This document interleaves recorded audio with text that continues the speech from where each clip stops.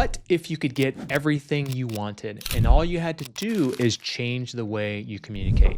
If you communicate well, you get what you want. If you communicate poorly, then continue to be frustrated with the outcome and the problems that come with that. I used to be so bad at communication, and this led to many mistakes being made, and then I had to spend a lot of time cleaning those up. I bet I've lost millions of dollars in opportunities and in productivity because of poor communication. So I'm going to show you 10 skills that I use now to better communicate to get what I want. And now that I utilize these skills to better communicate, it saves me hours and hours a week. My relationships are better. And again, I get what I want. Hi, I'm Tony Javier, founder of multiple successful businesses, including an Inc. 5000 rated real estate investment company. And I make these videos to show entrepreneurs and executives how to dramatically increase their income while working less. Just as I have learned over decades in business that now allow me to run my companies in just a few hours a week, instead of the old 60 to 80 hour weeks. I now teach others on how to make way more money working way less time. Like I said, I only have to spend a few hours a week in my business.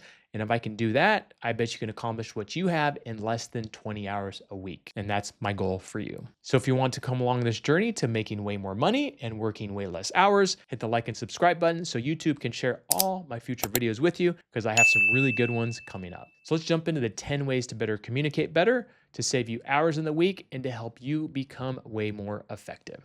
So number one, be specific, not vague. Tell people exactly what you want, and sometimes you have to tell people exactly how to do it. So for instance, if I need something designed, it might be, I need this design, please do it in Canva, please use these color schemes, and make this 2 pages or less, rather than, hey, can you just design this flyer for me? The more specific you can get with someone when you want something, the more likely you're going to get back what you asked for. I think some people are just too afraid to ask for exactly what they want. There's actually a book called Crucial Conversations that changed the game for me. It's a book about how you can have conversations you normally wouldn't have had with people, or having them differently. But what it comes down to is having the courage to ask for what you want and being very specific about it. Last thing I'll say about this is if you can tell people what could go well if this goes right, or what could go wrong if it doesn't, so they know what's on the line. For instance, you could say, if this goes well, we could get $1 million deal. Or you could say, if this doesn't go right, we could lose out on $1 million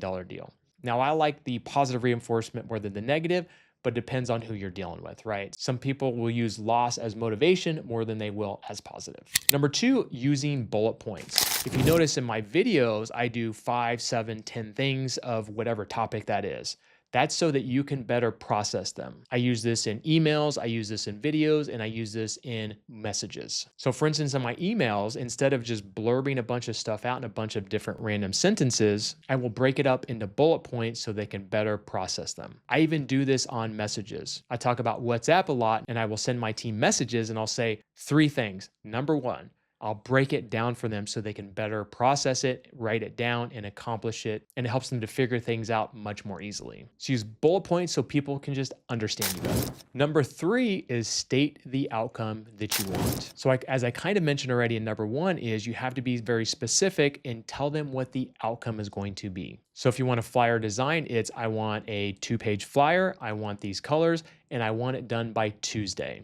And this is going to be for someone that I want to sell on XYZ. I have a rule of thumb that if I give my employees something, they need to get it back to me within 48 hours. But if I need it done sooner, I will let them know. And if I don't need it for another week, I will also let them know that so they can prioritize other things. So rather than saying do this, say, I want this, and this is when I want it done by, and this is how I want it done. What if I could show you how to work half the time that you are now, or better yet, create what I call a 5-hour business? I want to show you my 3-step system that showed me how to go from 60 to 80-hour weeks to now only having to work 5 hours a week in my businesses. The truth is, I actually don't have to go to work. If I don't go to work, I still get paid and my businesses run without me. In fact, a couple years ago, I got really sick and couldn't go to work for many months. Not only did my businesses run without me, but they did record numbers, doing millions and millions without me. Now I'm on a mission to help as many business owners create businesses that run without them, or at least the ability to work 5 hours or less if you want to, while your business still grows. So if you want to learn more about this, go to 5hourbusiness.com, where I can share my 3-step process on how you can do the same. Again, 5hourbusiness.com. Number 4, expectation timelines. So if you're going to get something to somebody, or if you're going to communicate something back to somebody by a certain time or day, let them know. Hey, just so you know, I'll get back to you by Tuesday. So that way they're not guessing, that way they're not waiting. They know that you will get back to them on Tuesday. Now, always under promise and over deliver. So in that case, if you know it's possibly going to be Wednesday, I would say I will get back to you Wednesday or Thursday. Too many people over promise and under deliver. If you can do it the other way around, you are going to be ahead of the game. Number 5, this is a good one. Ask, don't assume. So when you're talking with someone and you want to make sure they understand it, ask them to repeat it back. I learned this a long time ago with my virtual assistants in the Philippines, because there's a little bit of a language barrier and potentially a cultural barrier, right? So when I'm done with a meeting, I will repeat some of the things back, and then I will ask them to repeat what they need to get done. The truth is, my wife does this to me, and it really frustrates me because I usually get it the first time, but she'll ask me to repeat it back, and that makes sure that I don't make mistakes. So number 6, preempt questions. Think ahead of what people are going to ask ahead and just answer it for them. This is great when working with clients, because if you're communicating with them and you know they're going to ask a question, go ahead and answer it for them up front, especially if it's going to be an objection. So if you know there's a lot of objections that clients have, why not answer it ahead of time? This will build a lot of trust with them because they will think that you have thought ahead about this. And this could be also done when responding to emails or text messages. If you know they're going to ask something, just go ahead and answer it up front. This will save you a lot of time and energy going back and forth. Number 7 is lead with the most important point. So as I mentioned already with bullet points, if there's one that's more important, lead with that first and let them know. And typically that most important thing is going to get their attention because they're probably going to see that it is the most important point. But again, make sure they know it's the most important point and let them know that that is the most crucial. Number 8, use examples or analogies. People love stories, right? So I'm going to use communicating with an employee as an example. So we talked about letting them know what could go good or what could go bad with something, right? So if you tell them a story about how something went really bad when something didn't get done, it's going to be more likely to be ingrained in their head, right? And then same thing with the positive, telling them a story about how when something was done right, that something really good happened can really help ingrain in people's head what needs to happen. Number 9, repeat key info. When I'm having a meeting with my team and there's something really important, I will say it as many times as I possibly can so they know it's important. So tell them it's important and tell them many times. When you're dealing with a client, if there's important key features of whatever you're trying to sell, make sure you reiterate it many times. Sometimes people have to hear things 2, 3, 4, 5 times before they get it and understand it. At least that's what I keep telling my wife. Number 10, if you really want to get what you want, listen more than you talk. If you're in a sales position, this is super important. I teach my salespeople to ask questions for the first 10 to 15 minutes of a conversation, because then you can understand what the pain points are. People just want to be heard.